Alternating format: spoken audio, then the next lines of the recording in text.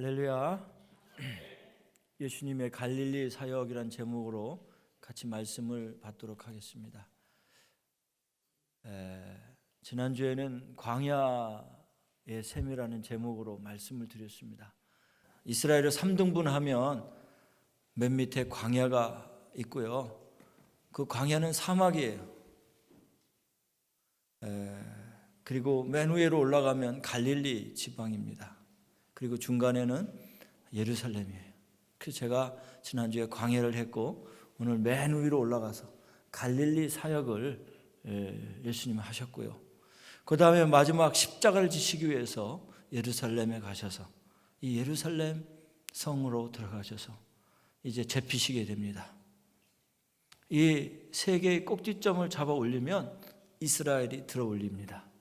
그래서 광야와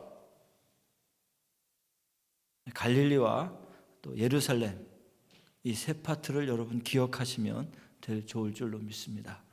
특별히 오늘 갈릴리 예수님이 사역을 하셨는데 사도들과 또 무리들 또 예수님을 치려고 하던 바리새인과 사두개인들 이 세 부류의 사람들과 3년 반 동안 사역을 하시다가 이제 십자가에 달려 돌아가시는데요. 특별히 오늘 그 사역 현장 가운데 예수님 어떻게 하셨는지 갈릴리를 좀 살펴보면서 우리가 갈릴리 사역을 돌아보려고 합니다.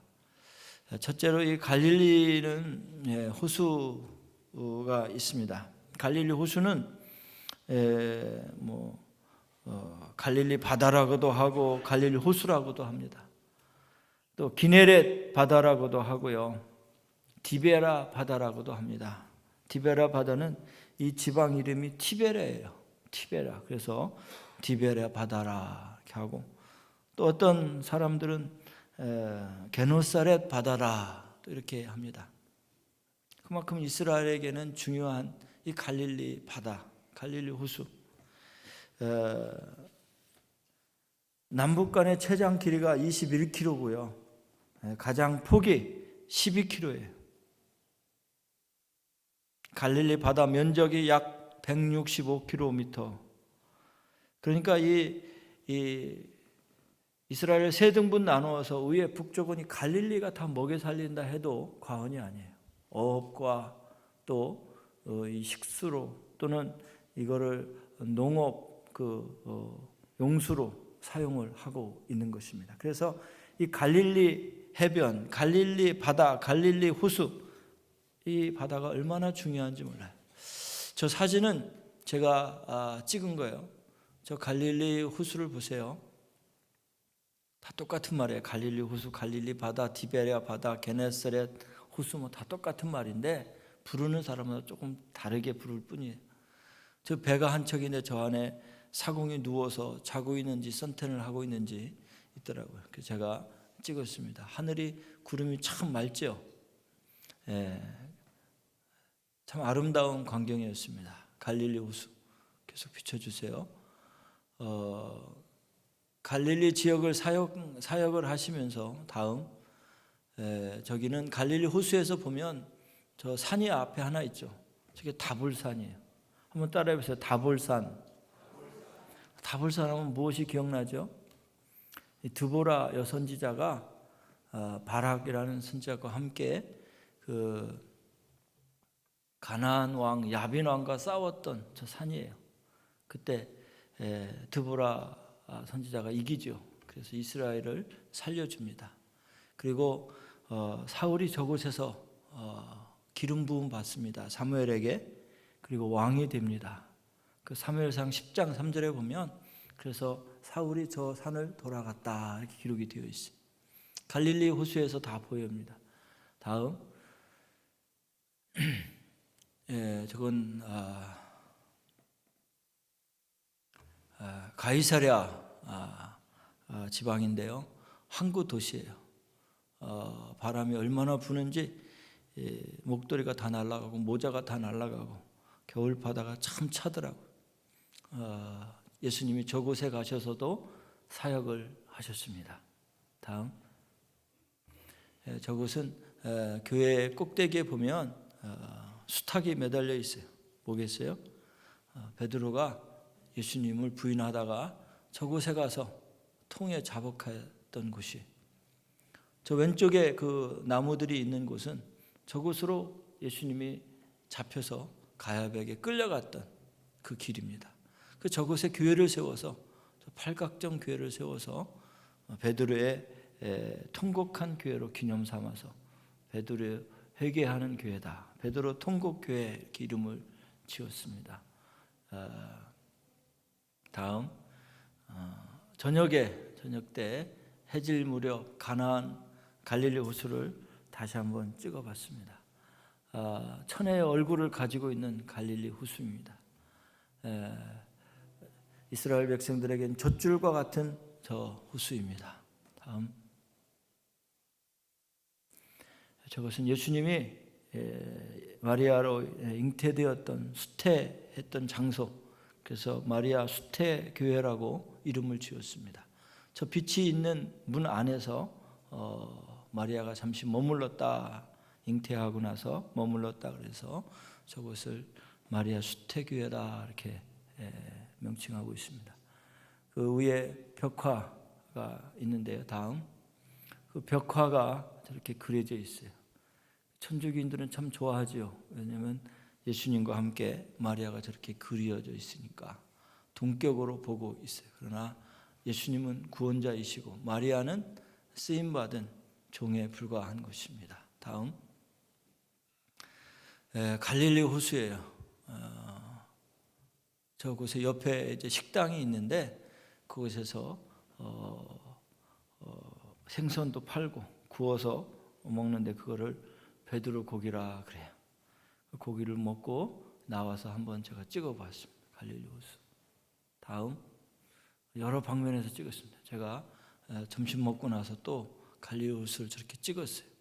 저렇게 맑다가 흐리다가 말인데 맑은 모습이 얼마나 좋은지, 저기다 옆에다 집을 짓고 살았으면 좋겠다 이런 생각도 해봤어요. 다음, 저기는 이제 갈릴리에서 멀지 않은 지역인데요. 가이사랴 빌립보라는 지방입니다. 저기에 신전을 지었던 장소인데요. 다 무너졌어요. 제우스 신전도 세워놨고 펜 신전이라고 그래서 양의 모양을 목상으로 돌로 깎아서 세워놓고 신을 숭배했던 우상이 드글드글한 저 벽이었습니다. 저곳에서 예수님께서 제자들에게 묻습니다. 그동안은 예수님이 기적을 베풀고 많은 병자들을 고쳤는데 다른 사람이 얘기하지 말라 그러셨다가 저곳에 가서는 유독 예수님이 당신을 드러내십니다. 그래서 저는 궁금했어요. 왜 예수님이 이 가이사랴 빌립보에서는 나를 누구라고 하느냐 하면서 드러내셨을까? 가서 보니까 저기에 신전이 있고요. 그 다음 사진을 보면 우물 같은 게 저기 있어요. 저기서 예수님이 제자들을 모아놓고 물으셨어요. 저 많은 신들이 있는데, 저 많은 신들을 섬기는데 너희들은 과연 나를 누구라 하느냐 물으셨어요. 예수님이 당신을 드러내시려고 했던 거죠. 그때 베드로가 주는 그리스도시요 살아계신 하나님의 아들입니다 라고 고백을 합니다. 그래서 그때 바요나 시모나 잘했다 그러면서 저 신들이 신이 아니라 내가 참신이라는 것을 저 가이사랴 빌립보에서 선포하시고, 당신을 싫어하시고 잡아 죽이려고 하던 바리새인과 사두개인과 영적인 전쟁을 선포하셨던 곳이 바로 저 가이사랴 빌립보 저 지역이었습니다. 다음, 밤에 숙소에서 갈릴리 바다를 한번 찍어봤습니다. 다음, 저거는 하룻샘이라는 곳인데요. 여러분, 기도원이 그 용사들을 뽑을 때 저 하룻샘으로 데려갑니다. 그리고 무릎 꿇지 않고 물을 떠서 핥아서 손바닥에 개처럼 핥아먹는 사람 300명만 뽑습니다. 그래서 저 샘에 흐르는 샘인데요, 저기서 기도원이 300명을 뽑아서 미디안과 싸워서 이깁니다. 아직도 쓴데 저 뒤에 샘이 하나 있어요. 샘에서 막 물이 콜콜콜콜 쏟아나요. 그 물이 계속 저렇게 흐르는 거예요. 예, 다음 다 갈릴리 지역 근방에 있는 거예요. 저것은 쿰란이라는 지역인데요. 저 항아리에 그 성경 사본이 숨겨져 있던 거예요. 로마가 저 지역 쿰란 지역을 이제 침범해 올 때 에세나페 바리새인과 사두개인들이 하나님의 말씀을 그 스콜에다가 파피루스 종이에다가 적고 피난을 가면서 급하게 도망가면서 갖고 갈 수 없으니까 저 항아리에다가 넣어서 저 굴에다가 넣은 거예요. 다음 사진 보여주시면 저런 절벽에 구멍이 동굴이 있는데 거기다가 숨겨놓고 막은 거예요.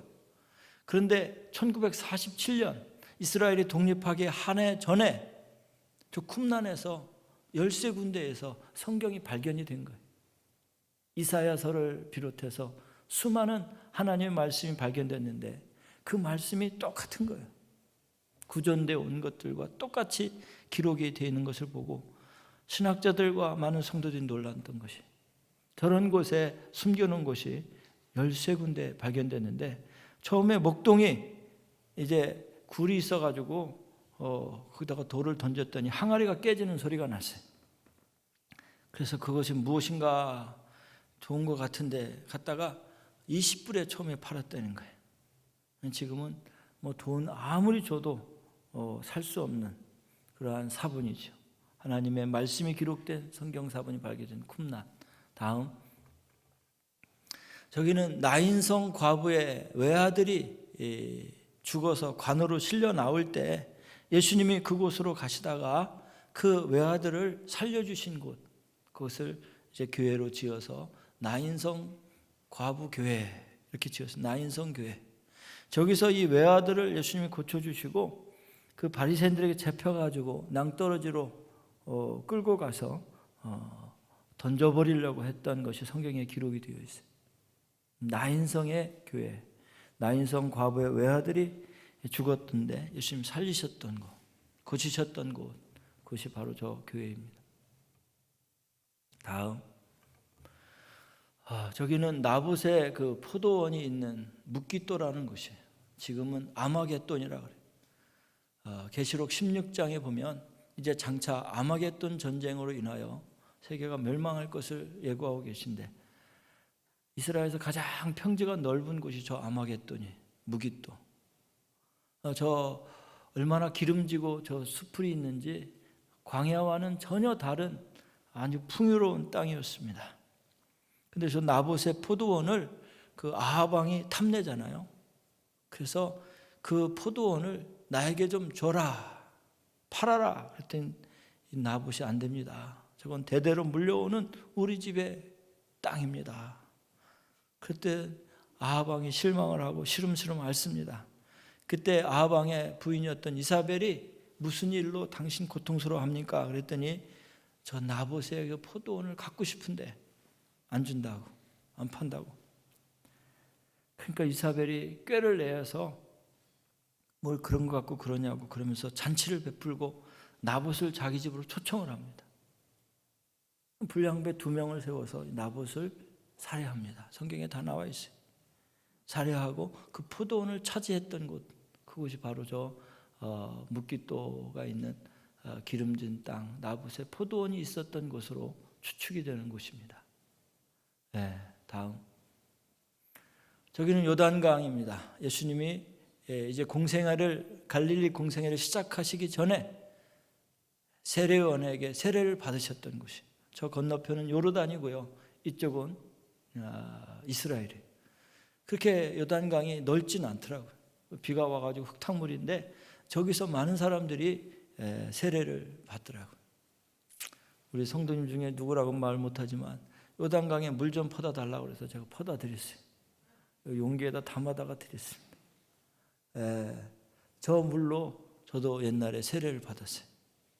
물이 깨끗하지는 않지만 거룩한 성수라 그래서 지금도 많은 사람들이 와서 저곳에서 세례를 받는 것을 볼 수가 있었습니다. 다음 저게 아까 얘기한 하루셈, 아까 그 길게 퍼져 있는 시내처럼 되어 있는 곳, 저기 샘이에요. 저기서 물이 솟아서 쭉 흘러요. 그래서 기드온이 하룻샘에서 300명 용사를 뽑았던 것 아직도 남아있어요. 역사는 많이 지나고 많이 변했지만 저게 역사의 현장에 보니까 너무 감격이었습니다. 그런데 저 안에 깊은 곳에서 물이 펑펑펑펑 솟아나는 걸 보면서 야, 물이 솟아나면 물이 있지만 시내는 가뭄이 들면 물이 마르는구나 깨닫고 많은 은혜를 받았던 곳입니다. 다음, 아까 얘기한 그 무깃도 다른 화면에서 찍었는데요. 다음, 다볼산 아까 설명했죠. 갈멜산 여러분 하면 누가 기억나죠? 엘리야가 아세라 목상과 그 바알 신전 그 선지자들 850명과 싸웠던 갈멜산 다 죽였죠. 그 엘리야 손에 쥐어진 게 칼이에요. 칼로 강가에서 다 죽여버렸어요. 그들이 아무리 자해하고 그 신이 불을 내리도록 그 제단을 쌓아놓고 했는데 못 내렸어요. 그랬더니 엘리야가 조롱하면서 니들 신이 졸고 있나 보다 그러면서 물을 갖다 부어라. 그래 재물에다 다 붓고 엘리야가 하나님 앞에 기도하기 시작합니다. 여호와 하나님이여 불을 내려주십시오. 그래서 하늘 불이 내려서 그 물까지 다 핥아버리고 도망가는 선지자들과 싸워서 이기고 그들을 한 명도 빠짐없이 다 죽였던 그 갈멜산 그곳에 가서 많은 은혜를 받았습니다. 저곳은 실로라는 곳이에요. 제가 2주 전에 설교했죠. 저 실로에서 한나가 하나님 앞에 부르짖어 기도하고 도탄에 빠진 나라를 구원하기 위해서 사무엘을 하나님 앞에 기도하고 얻어서 나라를 구했던 그 사무엘이 태어난 곳이죠. 실로인데요. 성전이 있던 곳에서 저희들이 기도회를 일행들을 같이 하는데 저기서 많이 울었어요. 간 사람 거의 다 울었어요. 산상에서 기도하는 기도회를 인도하는 모습입니다. 다음, 저것이 갈릴리 호수인데요. 저 밟은 땅이 다름 아닌 그 베드로가 예수님을 부인하고 실패자의 모습으로 와서 고기를 잡고 있을 때 예수님이 오셔가지고 떡을 구워놓고 고기를 구워놓고 베드로를 부르셨던 곳. 그리고 베드로에게 3번을 묻잖아요. 시몬의 아들 요한아, 내가 나를 사랑하니? 3번을 물으시고 내가 너를 좋아한다. 네가 내 양을 먹이라 치라 이렇게 말씀하셨죠. 저곳에서 그 예배를 드렸어요. 같이 예배를 드리고 성찬식을 했습니다. 그래서 많은 사람들이 울었어요. 지금 성찬식 나눠주는 떡을 나눠주는 광경이 그 전 사진. 저곳에서 기도하는데 예수님의 향기가 느껴지고 또 저기에 교회가 세워져서 지금도 수많은 성지 순례자들이 예배를 드리고 기도하는 곳이기도 한 것입니다. 됐습니다. 자, 이제 본문으로 돌아가서 오늘 18절을 붙여주시기 바랍니다. 같이 한번 읽겠습니다. 갈릴리 해변에 다니시다가 두 형제 곧 베드로라 하는 시몬과 그의 형제 안드레와 바다에 그물을 던지는 것을 보시니 그들은 어부라 그랬습니다. 갈릴리 호수 여러분 보셨죠? 지금 좀 이해가 갑니까? 저 해변에서 예수님이 어떤 사역을 하셨느냐?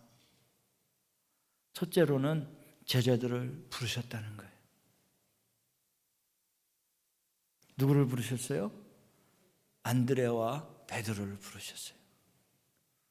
그 다음에 20절에 보면 그들은 그물을 버려두고 예수를 따르니라 그랬어요. 21절에 보면 또 더 가시다가 누굴 부르셨어요? 두 형제 곧 세베대의 아들 야고보와 그의 형제 요한을 그 아버지 세베대와 함께 배에서 그물을 깃는 것을 보시고 부르시니 22절 그들이 곧 배와 아버지를 버려두고 예수를 따르니라. 제자들을 부르셨다는 거예요. 그러면서 뭐라고 하시냐면 사람 낚는 어부가 되리라. 여러분, 주님 앞에 부르심 받은 여러분이, 저와 여러분이 예배드리는 것 얼마나 감사한지요. 여러분이 감격과 감사를 하나님 앞에 영광을 올려드릴 수 있기를 주님의 이름으로 축원합니다. 정시에 정한 장소에서 예배드린 것 얼마나 감사한지 몰라요. 아침에 카톡이 왔는데, 한국에 있는 우리 교회 다니다가 한국에 가신 분이 카톡이 왔길래 예배 잘 드렸어요. 그랬더니 교회 못 갔대요. 오지 말라고 그래서. 그래서 집에서 그냥 기도하고 말았대. 신천지가 기성교회에 퍼지고요. 또 교회들이 문을 닫는 곳이 많고 방송으로 예배드린 곳이 많았대. 참 안타까운 소식인데요. 우리가 이렇게 제자로 부름받아 하나님 전에 나와서 예배드릴 수 있는 것 여러분 감사할 수 있기를 주님의 이름으로 축원합니다. 예수님이 제자들을 부르신 것처럼 오늘 여러분을 부르십니다. 사랑하는 아들아, 나를 따르라. 내가 너로 사람 낚는 어부가 되게 하리라. 그때 여러분 뭐라고 하시겠어요? 저는 배를 통해 어부를 계속해야 합니다. 가족을 좀 먹여 살려야 됩니다. 직장에서 잘리니까 저를 자꾸 이리 오라 저리 오라 하지 마세요. 그렇겠어요? 야고보와 요한은 아버지와 함께 배 위에서 그물을 깃다가 예수님 부르시니까 배와 아버지를 버려두고 예수를 따랐다 그랬어요. 여러분, 주님보다 더 귀한 것이 있으면 예수님 따라갈 수 없지요. 그렇죠? 세상에 유혹과 세상에 탐욕이 가득한 사람은 예수님을 따를 수 없습니다. 주님보다 귀한 것이 없기를 주님의 이름으로 축원합니다. 주님은 여러분을 부르셨습니다. 그리고 오늘 같이 예배드리고 여러분이 이제 세상에 나가서 사람 낚는 어부가 되어야 될 줄로 믿습니다. 1년이 지나고 2년이 지나도 사람 낚는 어부가 되지 못하면 하나님의 제자가 아닙니다.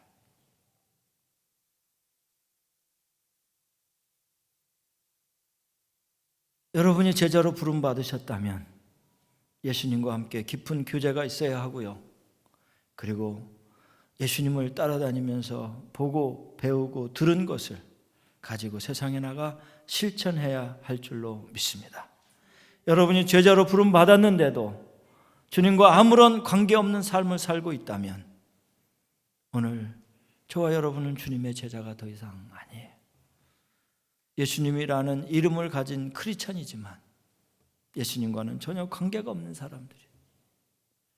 예수님이 여러분 부르셨을 때 반응할 수 있기를 주님의 이름으로 축원합니다. 예수님이 그걸 내려놓고 나를 따르라 했을 때 내려놓고 따를 수 있기를 바랍니다. 돈이 여러분의 발목을 잡습니까? 내려놓아야 됩니다. 사람이 여러분을 잡고 있습니까? 내려놓아야 합니다. 배를 그물을 깃는 것이 여러분을 잡고 있습니까? 그걸 내려놓아야 주님을 따를 수 있습니다. 그런데 여러분, 주님 없이도 나는 살 수 있다고 하는 사람들이 너무 많은 것 같아요. 요즘에 보니까 세상이 너무 좋아서 나는 주님을 따를 생각이 전혀 없습니다. 지금 이 상태를 좀 내비두세요 하는 사람들이 너무 많아요. 너무 속상해요. 너무 안타까워요.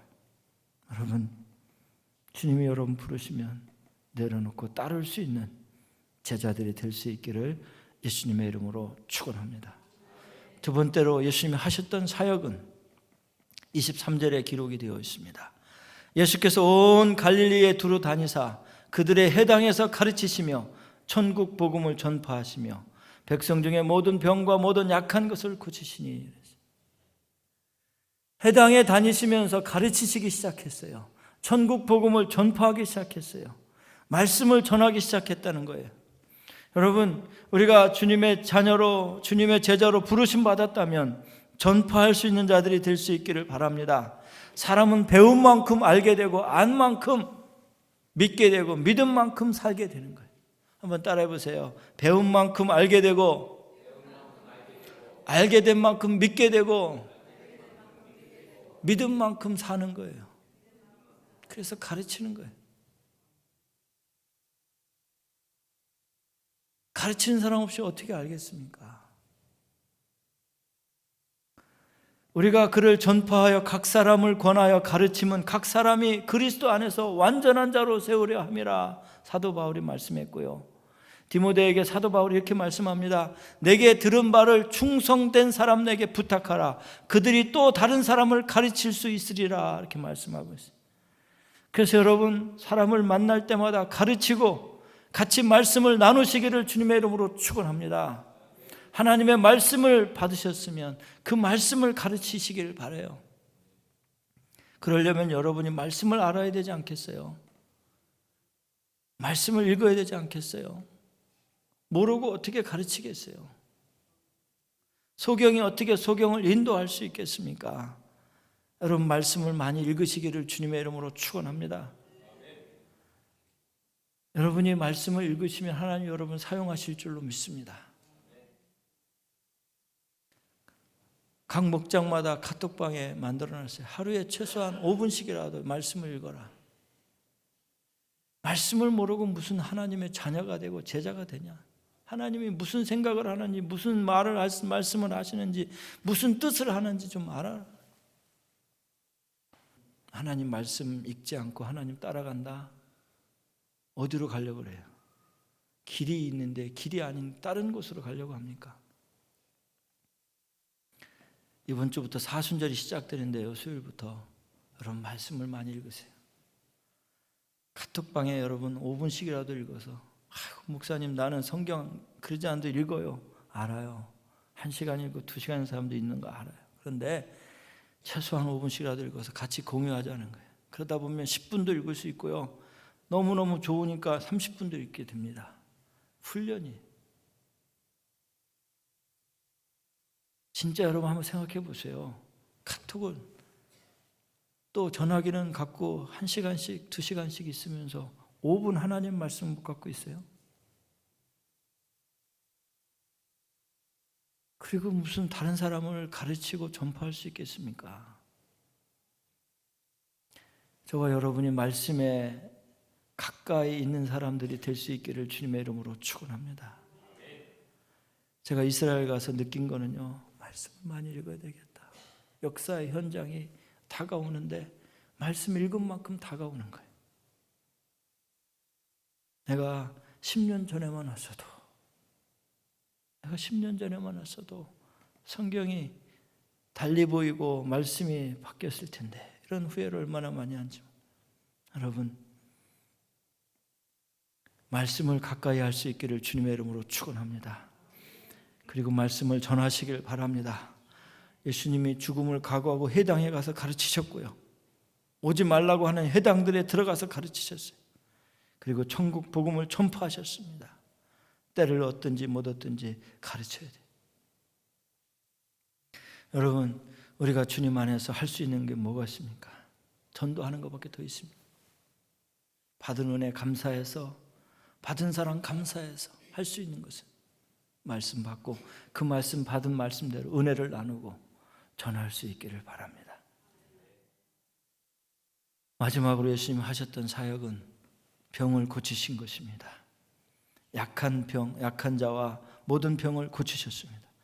24절 보세요. 그의 소문이 온 수리아에 퍼진지라 사람들이 모든 앓는 자 곧 각종 병에 걸려서 고통당하는 자, 귀신 들린 자, 간질하는 자, 중풍병자를 데려오니 그들을 고치시더라. 여러분에게도 이러한 능력이 있는 줄 믿으시길 바랍니다. 손을 얹고 기도하세요. 자꾸 의사와 약만 의지하지 마시고 여러분도 고칠 수 있어요. 여러분이 손 얹고 기도하세요. 그럼 하나님이 여러분을 통해서 역사하실 줄로 믿습니다. 의사가 이거 3번 먹으라고 그랬어. 3번은 꼭 먹어야 돼. 안 먹으면 나 죽어. 약에 의존한 삶. 여러분, 주님 약보다 더 빠르게 역사하시고 완벽하게 고칠 수 있어요. 나인성의 과부의 아들을 고치셨던 주님, 나사로를 살리셨던 하나님, 그분의 은혜를 입어 여러분 기도하시고 여러분에게도 똑같이 그런 능력이 주님을 통해서 나타날 수 있다는 확신을 가지고 기도하시기를 바랍니다. 전염병이 세계를 휩쓸어가고 있고 온역이 올 때에 여러분 어떻게 하시겠습니까? 주님 앞에 매달려 기도하시기를 바랍니다. 그래서 이걸 통해서 하나님의 음성을 듣고 여러분도 치유의 능력을 발하시기를 주님의 이름으로 축원합니다. 이제 말씀을 정리합니다. 예수님이 갈릴리에서 하셨던 사역은 한마디로 제자 삼는 사역이었습니다. 여러분의 제자는 있습니까? 여러분의 삶을 보고 나도 예수 믿겠다는 사람이 있습니까? 아니면 여러분이 말씀을 가르쳐서 교회 나와 배우면서 신앙생활을 하겠다는 사람이 있습니까? 예수님이 갈릴리 사역은 한마디로 갈릴리에서 사역은 제자 삼는 사역이었어요.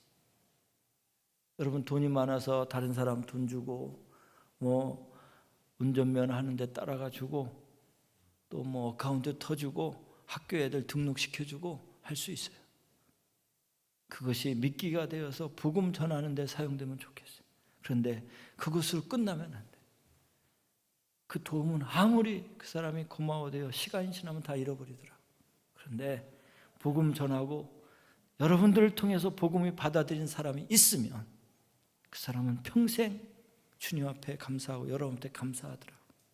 그러니까 여러분, 제자 삼는 사역을 하시기를 바랍니다. 제가 일부 예배 시간에도 우리 전수사님들에게, 교사들에게 여러분이 할 수 있는 것은 제자 삼는 거다. 예수님이 3년 반 동안 실패하신 것 같지만 12명을 키워서 세계를 복음화시켰습니다.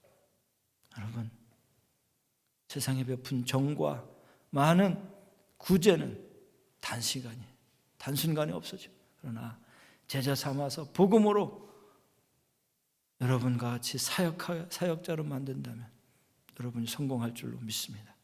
그래서 우리 교회에서도 한글학교를 통해서, 여름학교를 통해서, 중고등부 주일학교를 통해서 그들이 일꾼으로 키워지고 말씀을 생명보다 귀한 것으로 여기도록 키워서 이 땅에 배출할 때 하나님 그들을 통해서 일하실 줄로 믿습니다.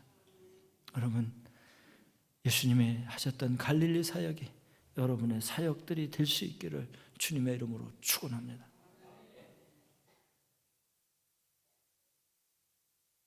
말씀을 정리합니다.